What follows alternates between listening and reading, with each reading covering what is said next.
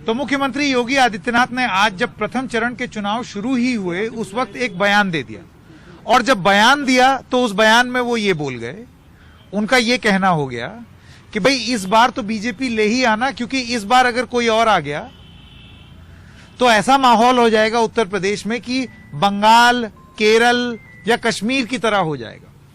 अब इसको लेकर के बड़ी तेज राजनीति हो गई है कि कहना क्या चाहते थे वो, क्या ये ध्रुवीकरण की कोशिश है? हम इस वक्त मुजफ्फरनगर में हैं और मुजफ्फरनगर में माहौल क्या है और इस बात को किस तरीके से देखा जा रहा है राजनीतिक हलकों में, उसको जानने के लिए आइए ये चौपाल लगाते हैं। तो मुजफ्फरनगर के एक प्रोमिनेंट सिटीजन, वरिष्ठ पत्रकार दिलशाद जी हम भी हमारे साथ हैं। हमारे साथ हैं गौरव जैन जी, आप नेशनल स्पोक्स पर्सन हैं समाजवादी पार्टी के, और इसके लिए वोट। गौरव जी मुझे ये बताइए, ये केंद्र रहा है, यहाँ दंगे हुए हैं और ये बात है, ये फैक्ट है, ये तथ्य है कि उस समय समाजवादी पार्टी की सरकार थी और सरकार की निगरानी में, देख रेख में यहाँ पर दंगे हुए, लोगों की मौत हुई। अगर मुख्यमंत्री इस बात का उल्लेख कर रहे हैं अपनी चुनावी कैंपेन में, तो आपको क्यों लगता है कि ये ध्रुवीकरण है? क्योंकि वो तो हुआ था ना, सरकार तो आपकी थी और सरकार ने कार्रवाई नहीं की, जिस वजह से दंगे नहीं रुक पाए। देखिए, कई पहलुओं पे एक साथ बात आई है। एक हमने मुख्यमंत्री जी का बयान बताया, बहुत सारे उसके पहलू हैं। अब हरीश सिलावत जी ने भी एक बात कही कि कश्मीर का प्लान हुआ, केंद्र सरकार नहीं बोली। जहां, अगर if I am not wrong, उस समय केंद्र में शायद भाजपा गठबंधन सरकार में उस समय शामिल थी, इनके सांसद भी उस समय नहीं बोले, इन पर भी उस बात का दोष जाता है। दूसरी बात जो आपने कही 2013 के दंगों की, समाजवादी सरकार ने, अखिलेश यादव जी के नेतृत्व वाली सरकार ने उस समय भी पूरी तैयारी की, पूरे प्रयास किए, लेकिन शायद भाजपा और आरएसएस की जो तैयारियां उस समय माहौल को खराब करने की थी, हमारी तैयारियां उसके सामने छोटी पड़ गई। ये बात हम स्वीकार करते हैं। लेकिन जो उस समय दंश हुआ, जो बदनाम इन कट्टरपंथी पार्टियों ने जनपद को किया, आज जनपद उस दंश से उभरना चाहता है, उस दाग को धोना चाहता है, और तमाम किसान, नौजवान, हिंदू, मुस्लिम, हर धर्म जाति का आदमी एक मुट्ठी होकर मुजफ्फरनगर की छवि को मोहब्बत नगर के नाम पे, जैसे पहले हमेशा रही है, पिछले 3-4 साल से लगातार प्रयास कर रहा है कि मोहब्बत नगर के तौर पे इसे आगे लेके जाए। आप दीजिए, ये तो आरोप आपके ऊपर लगा है। नहीं, देखिए, और मुसलमान नाराज भी हैं इससे। हम लोग अलीगढ़ गए, देवबंद गए, ये चर्चा हो रही है कि समाजवादी पार्टी ने फॉर ग्रांटेड ले लिया मुसलमानों को इस चुनाव में। नहीं, देखिए, टिकट की जहां तक बात है उस पर भी मैं बात बताऊंगा, लेकिन बहुत सारी बातें रह गई पिछले फॉर्म में। इन्होंने 2013 की जो बात की, लोग जेल गए, वो कौन लोग जेल गए? इनके विधायक, इनके सांसदों पर मुकदमे लगे, उनके जो यहाँ के वो रहने वाले हैं, उनके गाँव की स्थिति देख ली उस समय दंगे में क्या हुई, मैं गाँव के नाम भी लेके बता सकता हूँ। फर्जी वीडियो शेयर करके माहौल खराब करने की साजिश किसने रची? इनके विधायक ने। वो सचमुच सबूतों के रूप में है और कोर्ट में मामला उन चीजों का चल रहा है, वो सब लोग जेल गए। उसके अलावा ये कह रहे हैं जख्म भर नहीं पाएंगे, तो चाहेंगे हरा रहे। मुजफ्फरनगर की जनता पूरी तरह तय कर चुकी है, अब मुजफ्फरनगर के अंदर संप्रदाय, धर्म के नाम पर लड़ाइयां नहीं होंगी। इस भाजपा की, आरएसएस की साजिश को यहाँ की जनता नकार चुकी है। और योगी आदित्यनाथ का आज सुबह ये कहना, वो उसको आप किस तरीके से देखते? मौसी बात का आपसे कहना, आप देखिए, आज भाजपा की सरकार हर मुद्दे पर विफल हो चुकी है।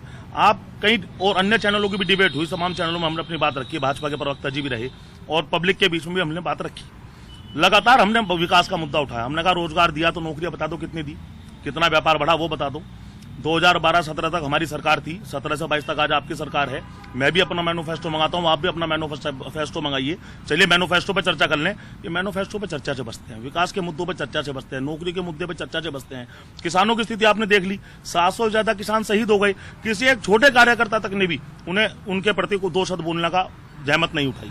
कुल मिलाकर बात है, किसान, नौजवान, रोजगार, व्यापार, हर मुद्दे पर, रोटी, कपड़ा, मकान, सड़क सुरक्षा, बिजली, पानी, सुरक्षा की स्थिति देख लिए। रोज व्यापारी मर जाते हैं, यही जनपद में भी 2 व्यापारियों को गोली मार दी गई, लूट हो गई, आए दिन चैन स्नैचिंग हो रही है, छेड़छाड़ की घटनाएं हो रही हैं।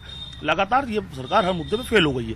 तो अब इनका प्रयास क्या है? वो इनका नहीं, लेकिन आप ये देखिए, वो ठीक है, आप कह रहे हैं पुराने तरीके, पुराने ढर्रे पे आ गए, पुरानी पद्धति पे, लेकिन एक छवि की बात होती है। देखिए, छवि का खेल है, छवि बनाने में वो सक्षम रहे, दिलशाद के हिसाब से छवि बनाने में सक्षम रहे कि आप गुंडाई पार्टी थे और इन्होंने लॉ एंड ऑर्डर ठीक किया। देखिए, दिलशाद भाई जो बात कह रहे हैं, मैं नहीं जानता किन लोगों से इनकी बात हुई।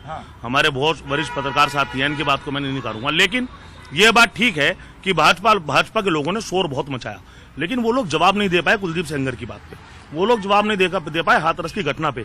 लोकल मुद्दे की मैं बात करूं, वो जवाब नहीं दे पाते। मोरना में व्यापारियों को कत्ल कर दिया गया और उनके नेता उन गुंडों को संरक्षण दे रहे थे। मेरठ के अंदर सराफा व्यापारी का सरेआम कत्ल कर दिया गया। आए दिन नई मंडी में लूट हुई, व्यापारी वरिष्ठ व्यापारी उनके मुनीम से लूट हो गई। पुरकाजी के अंदर एक स्कूल में महिलाओं के साथ क्या परिस्थितियां पैदा हुई सबने देखा, सारी मीडिया के माध्यम से बच्चों के साथ किस तरह का जुल्म इस सरकार में हुआ। लगातार क्राइम इनकी सरकार में बढ़ा है। दूसरी चीज उसी के सामने जाता और आप ये जनता को समझा पाए हैं या छवि बन पाई है या नहीं? मैं बताता हूँ आपको, हमने समझाया है। देखिए हमारे एनडीटीवी के वरिष्ठ सहयोगी हैं यहाँ पर, एक एक बहुत ही बारीकी से मुजफ्फरनगर में और आसपास के इलाकों में लोगों से बात करके इन्होंने अपना ओपिनियन बनाया है। देखिए भाजपा के छवि का खेल है राजनीति। अगर दिलशाद कहते हैं कि एक छवि बन गई है तो ये चिंता की विषय नहीं है आपकी? देखिए इसमें मेरा एक तर्क है। हाँ। भाजपा के लोगों ने शोर तो बहुत मचाया, जवाब किसी बात का लोग दे नहीं पाते हैं, गुंडाई पे भी नहीं दे पा रहे किसी चीज, मैंने बता दिया आपको। मेन चीज क्या है, देखिए मेरा मानना यह है कि सरकारों का काम है सर्विस देना। भाजपा सर्विस देने में फेल हुई। समाजवादी का समय जब चल रहा था उस समय में घटनाएं सब सरकारों में हुई, थोड़ी या ज्यादा उस समय भी हुई, लेकिन हमारे माननीय मुख्यमंत्री अखिलेश यादव जी ने उन घटनाओं को गंभीरता से लिया। उन्होंने उसका रास्ता खोजा और तमाम प्रयास करके ये चीज वो भी कह रहे हैं, मैं बता रहा हूँ तमाम वो कह रहे हैं हमारी सरकार में भी हमने रास्ता खोजा। बता देता हूँ, सवाल कर लीजिएगा। यूपी 100 के नाम से वो व्यवस्था लाए, वर्ल्ड की बेस्ट व्यवस्था लाए, कहीं अवार्ड उस व्यवस्था को मिले। आज भी अगर कोई घटना हो जाए आप फोन कीजिए, 5 मिनट में पुलिस की गाड़ी यहाँ पहुंच जाएगी। महिला उत्पीड़न के मामले आए, उन्होंने सर्विस दी 1090, कई हजार मामलों का निस्तारण हुआ, कई हजार मामलों में उसमें मुकदमे दर्ज हुए और महिलाओं को न्याय मिला। जो सर्विस देगा, व्यवस्था देगा, इंफ्रास्ट्रक्चर देगा, वो इन चीजों को रोकने में कामयाब होगा। फिर भी आप चुनाव हार गए तो खैर वो तो दूसरी चीज है, उसका अलग कारण है। देखिए उसका कारण क्या है, हम लोग विकास की बात करते रहे पूरे चुनाव, भाजपा के लोगों ने माहौल दूसरा बना लिया, 2013 की बात करते रहे, और दुर्भाग्य यह है कि आज भी 5 साल माहौल तो अभी भी वही बना रहे हैं। आज भी 5 साल बाद ये लोग उसी 2013 को पकड़े हुए हैं। इनकी 5 साल की सर्विस के बारे में कुछ नहीं बना। बताइए अलावा जी, उस पर वापस आता हूँ। मैं जवाब दे दूं, जल्दी से उसके जो उन्होंने चौधरी साहब की बात कही, उन्होंने तो ये भी कहा था कि जहाँ देखो भाजपा ही समझो दंगाई। बताइए, ऐसा कोई बयान हो मेरे सामने लाइए, ऐसा कोई बयान नहीं है ही नहीं। मैं दिखाता हूं, अगर मेरे मित्र कहेंगे तो मैं दिखा दूंगा। बात यह है कि दंगे की बात कर कौन रहा है, ये रोजगार की क्यों नहीं बात कर रहे।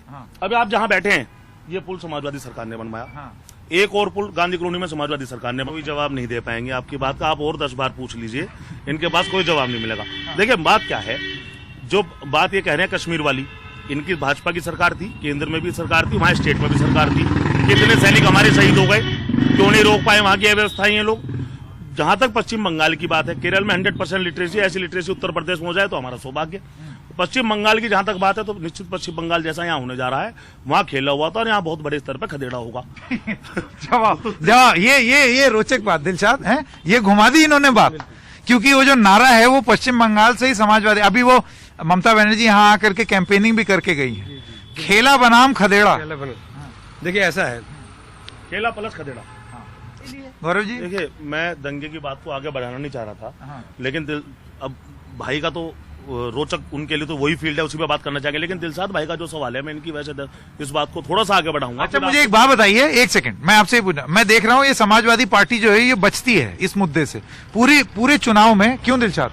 आप तो कवर कर रहे हैं यहाँ पर एनडीटीवी के लिए, मैं आपसे ये जानना चाहता हूँ, क्या समाजवादी पार्टी जो है दंगा, हिंदू मुस्लिम इस टाइप की राजनीति से लगातार बचती हुई दिखाई दे रही है कि हम इसमें घुसे ही नहीं, इस बारे में बात ही ना करें?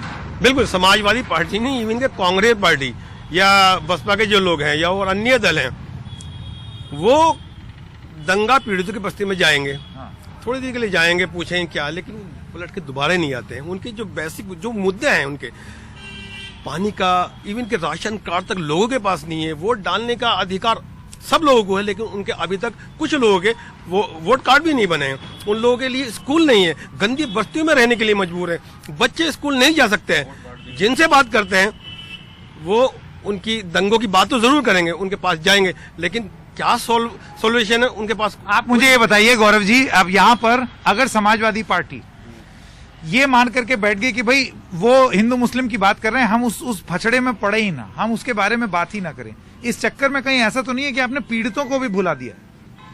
देखिए 2-3 बिंदु हैं बात करने के। एक तो मुख्यमंत्री जी वाला, वो भी मेरा पक्ष आने से रह गया। मैं चाहता हूं आपके दर्शकों तक तीनों बातों पे बात चली जाए। दिलशाद भाई ने जो पीड़ितों की बात कही, मैं इनकी बात से कहीं ना कहीं सहमत हूँ। पीड़ितों की बात होनी चाहिए, इसलिए नहीं कि दुर्व्यवहार किया जाए, इसलिए कि एक दुर्भाग्यपूर्ण घटना हुई और जिन्हें जो उससे गुजरे उन्हें संसाधन मिले। समाजवादी सरकार में जो लोग उन्हें घर खोया, उन्हें 100% घर देने का प्रयास किया गया, दिए गए। उनके परिवारों में सरकारी नौकरियां दी गई। जो लोग पीड़ित थे, कुछ ट्रैक्टरों की घटना हुई थी, उन ट्रैक्टर वालों को भी मुआवजा दिया गया।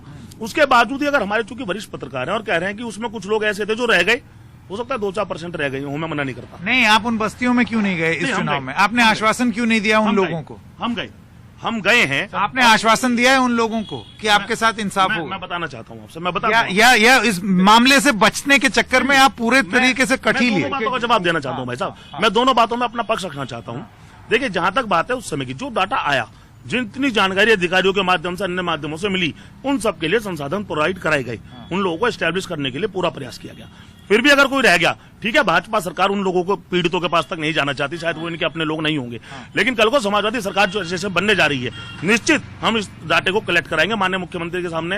मैं स्वयं एलावत जी, ये इस बात पर वो मैं अगर धन्यवाद इस चौपाल के लिए एक आइडिया मिला ग्राउंड पर कि किस तरीके से जो मुख्यमंत्री के बयान थे वो कैसे यहाँ पर जमीन पर असर लेता है। आप सब लोगों का बहुत बहुत धन्यवाद।